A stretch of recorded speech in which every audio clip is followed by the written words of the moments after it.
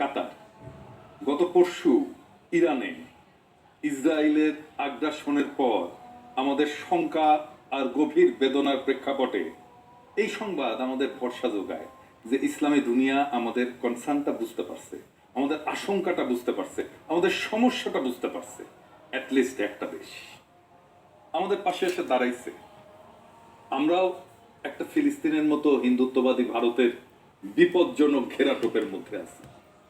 সেই ভারতের সাথে বাংলাদেশের প্রধান রাজনৈতিক দল, যে দল ক্ষমতায় যেতে চাচ্ছে, তার কোনো আন্ডারগ্রাউন্ড বোঝাপড়া বাংলাদেশের রাষ্ট্রের জন্য বিপজ্জনক।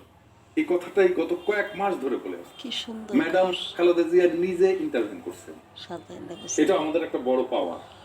একটা প্রতিবেশী দেশ আর একটা আঞ্চলিক পরাশক্তি আমাদের পাশে দাঁড়াইছে এই সময়, যাদের রাষ্ট্রীয় স্বার্থের জন্য বাংলাদেশে ভারতের উপস্থিতি বিপজ্জনক। তবে সকল অন্ধকার কিন্তু কাটে না। যখন পুরা দেশ এক হয় তখন ইন্ডিয়া অন্য চাল দেয়। আপনাদের মনে আছে না কিভাবে ইসকনকে নামানো হয়েছিল এই সরকারের শুরুর দিকে, যখন আমরা সবাই আসলে এক ছিলাম? রক্তারক্তি হয়েছে, সারা দেশে কি অস্থিরতা শুরু করছিল। বিএনপির শীর্ষ নেতৃত্বের সাথে প্রফেসর ইউনূসের সরকারের দূরত্ব কমছে, কিন্তু বিএনপির মধ্যে যারা ইন্ডিয়াপন্থী আছে তারা তাদের পজিশন গেইন করার চেষ্টা করবে। আবারও ভারত চেষ্টা করবে একটা ম্যানুভারিং করার জন্য। আমরা জানি না ওয়াকার সাহেব কি চাল চালবে, ওনারা ইন্ডিয়া কি পানি পড়া দেবে আমরা জানি না। দেশবাসীকে সতর্ক থাকার আহ্বান জানাই।